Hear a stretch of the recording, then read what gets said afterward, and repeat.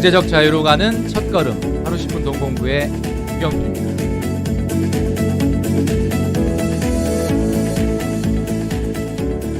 네, 여러분 반갑습니다. 오늘 이 시간에는 대한민국 직장인 돈을 모으지 못하는 결정적인 이유에 대해서 말씀드리겠습니다. 시작하기 전에 먼저 구독과 좋아요, 알람 버튼까지 눌러주시면 좋겠습니다. 제가 방송 시작하고 나서 평일날 한 번도 영상을 안 올린 적이 없었는데 어제는 제가 자녀 백신 예약해서 접종을 했거든요. 얀센 백신을 접종했는데 뭐 정말 예고한 대로 하루 정도 몸살 기운이 있을 거라고 하는데 정말 하루 정도는 몸살 기운이 방송을 처음으로 쉬었고요. 앞으로 여러분들도 접종을 빨리 좀 하시고 많은 분들이 접종을 해서 좀 일상으로 복귀되는 날이 하루빨리 오기를 바랍니다. 자, 2030 직장인들의 문제가 가장 대한민국의 큰 문제이죠.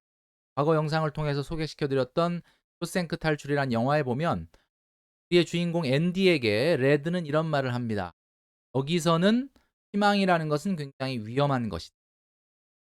세상이 아마 우리 청년 세대에게 지금 이야기하는 것이 아마 이런 것과 비슷하다는 생각이 듭니다. 그러나 우리 주인공의 앤디는 그런 절망적인 상황 가운데서도 본인의 목표를 포기하지 않고 한 걸음 한 걸음 전진해서 결국 자신의 목표를 쟁취하는 모습을 보여주죠. 제가 지난 13년간 2030 직장인들을 많이 만났는데요. 이 2030 직장인들 모습 가운데서도 어려운 상황이지만 정말로 자신의 목표를 향해 뚜벅뚜벅 걸어가는 분들 많이 만났습니다. 그분들은 자신의 목표를 반드시 달성할 거라는 생각입니다. 자, 이렇게 청년 재난이라는 말이 있을 정도로 어려운 2030 때 국가는 많은 지원을 하고 있죠. 뭐 청년 월세 지원, 뭐 그다음에 뭐 청년 내일 채움 공제, 뭐 취업 장려금, 청년 수당, 뭐 정말 입으로 나열하기 어려울 정도로 많은 지원책을 쏟아내고 있습니다. 이런 지원책을 쏟아내고 있는 모습을 보면 국가가 나름대로 이 청년들을 위해서 뭔가 지원을 할 수 있다라는 것은 좀 긍정적인데 한편 좀 씁쓸하다라는 생각이 드는 것도 사실입니다. 근본적인 문제는 경제를 살리고 기업들이 고용을 늘릴 수 있는 분위기를 만들어야 하나 이거는 단시간 내에 되기는 어려운 어떻게 보면 근본적인 문제 해결이고요. 지금 정부가 어떤 정부가 들어서든 5년 단임 정부이다 보니 본인들이 집권하고 있을 때의 가시적인 성과를 위해서 일단은 규제책 아니면 지원책, 단순히 뭔가 문제가 되면 억제하는 규제책, 뭔가 어려움이 생기면 당장 돈을 지원책, 이거 외에는 하지 않는 것 같아서 사실 좀 근시안적인 정책이 아닌가라는 생각 때문에 좀 씁쓸하다는 생각. 어제는 여당의 대표가 청년 문제가 정말 재난에 가까운 상황이다. 청년 재난의 시대다라는 말을 했습니다. 자, 이 문제 해결을 하기 위해서 청년 특임 장관이 신설돼야 된다. 이야기는 결국 청년부를 또 만들어야 된다. 뭐 이런 이야기로 우리가 이해할 수 있을 것 같은데 뭐 사실 정부의 입장에서 여러 가지 시도를 한다는 차원에서는 이해할 수 있겠지만 역시 이런 부분도 사실은 좀 씁쓸함이 뒤따르는 것입니다.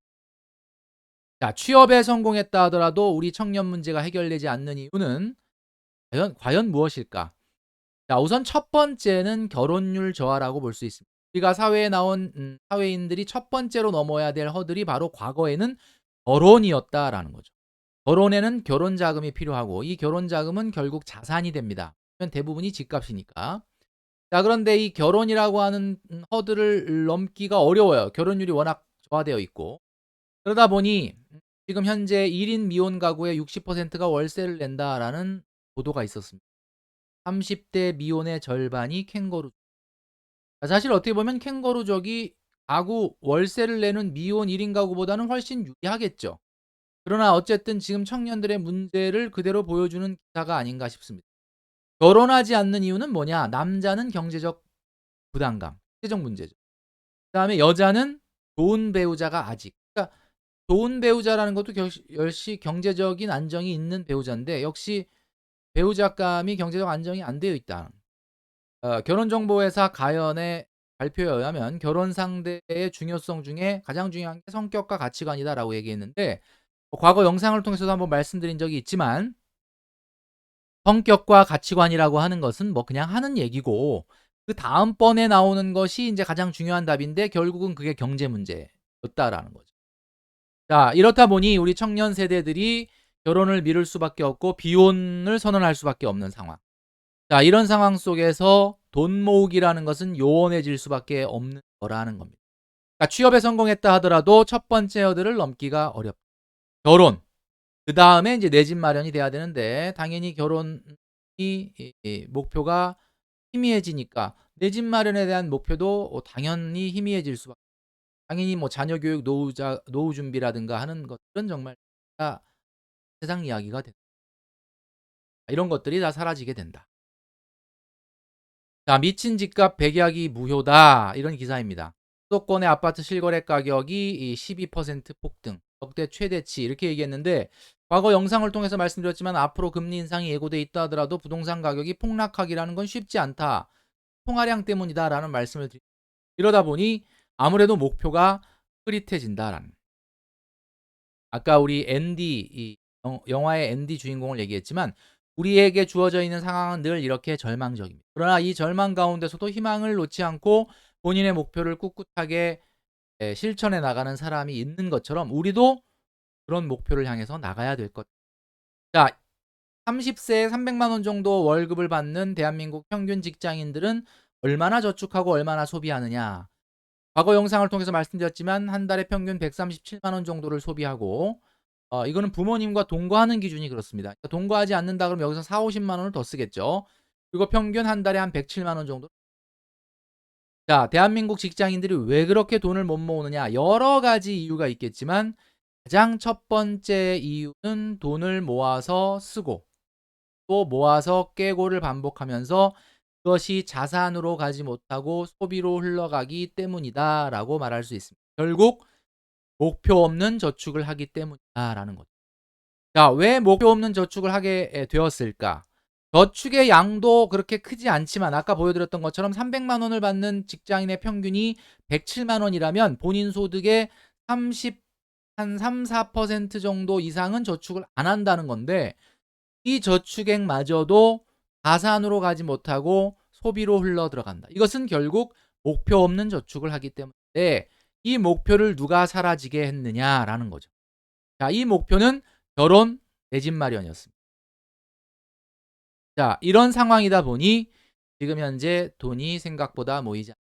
자, 이번 달에 적금 만기다라고 생각을 하면 남성분들 같은 경우는 내용이 준 중고차를 이렇게 타고 있었는데 이번 달이 적금 만기다 그러면 아침에 갑자기 차에서 소리가 크게 들립니다. 그래서 본넷을 열어보죠. 뭐 이게 혹시 차가 문제가 있나? 근데 차에 문제가 있는 게 전혀 아니에요. 그냥 차에서 소리가 크게 들릴 뿐입니다. 차를 바꾸고 싶은 마음이 든다는 거죠. 여성분들 같은 경우는 이번 달이 적금 만기다 그러면 백화점에 가면 가방이 눈에 확 들어오죠. 하나 다 들고 다닌다고 하는. 근데 그 가방의 가격표를 보니까 적금 만기의 금액하고 너무 비슷해요. 그건 정말 신의 계시다. 이런 생각이 들기도. 자, 이처럼 대한민국 직장인 저축을 하더라도 소비 유혹을 이기지 못하는 이유 결국 목표가 없기 때문에. 자, 하반기에 여러분 보복 소비를 방지하고 보복 소비를 조심해야 된다라는 말씀을 전 영상을 통해서 드렸습니다. 자, 보복 소비를 조심해야 되는 이유는 무엇이냐? 바로 소비는 전염되기 때문에 그렇습니다. 소비라고 하는 것은 일단 훔쳐보기, 그다음 따라하기, 그다음 과시하기라고 하는 프로세스를 통해서 이루어진다라고 말씀드렸죠. 그러다 보니까 한마디로 하반기에 이제 분위기가 활동이 증가되고 마스크를 혹시 벗게 된다면 여행이 늘어나고 쇼핑이 늘어나고 이런 주변의 그런 모습들을 여러분들이 많이 목격을 하시게 될 텐데 이때 여러분들이 조심해야 되는 것은 그 소비의 성향이 전염되지 않도록 조심해야 된다. 그래서 하반기에 제가 전 영상을 통해서 말씀드렸던 것처럼 돈 모으기에 재미를 붙여보자 라는 말씀을 드렸습니다. 세상에 많은 재미 중에 돈 모으기의 재미를 한번 붙여보자. 자, 돈 모으기의 재미를 한번 붙여보자. 자, 그래서 30대 초반 때는 우리가 정말로 이제 돈 모으기에 성공을 해야 됩니다. 20대 때는 대부분 돈 모으기에 실패하는 경우가 많거든요. 30대 초반이 돼서야 이제 돈 모으기를 시작하는 경우가 많. 듣더라도 30대 중반 후반까지는 돈 모으기에 재미를 붙여. 자, 현실적이고 확고한 목표를 세워보는데 첫 번째 목표는 1억이라고 말씀드렸죠. 결혼을 하든 독립을 하든 1억이라고 하는 것은 첫 번째 허들이고, 신입사원을 기준으로 5년 안에 달성하면 가장 베스트다라고 말씀드렸습니다. 그 다음에는 1억 6천. 이것은 뭐냐면 청약 가능점이라고 얘기했고, 우리가 재테크를 하기 전에 가장 기본이 되는 것은 청약 가능점에 도달하는 것이다. 그러니까 최소한 1억 6천이 있고 한 달에 150, 160 이상을 저축할 수 있는 수준이 돼야만 청약이 가능하다. 3기 신도시를 기준으로 했을 때 그렇다는 거죠. 자, 그렇기 때문에 이 두 가지 목표를 세워서 하반기에 우리가 조심해야 될 보복 소비의 분위기에 휘말리고 돈 모으는 재미를 한번 경험해보는 그런 하반기가 되시기를 바란다라는 말씀을 드립니다. 자, 오늘 말씀드린 돈 공부 정리하면서 저는 물러가도록 하겠습니다.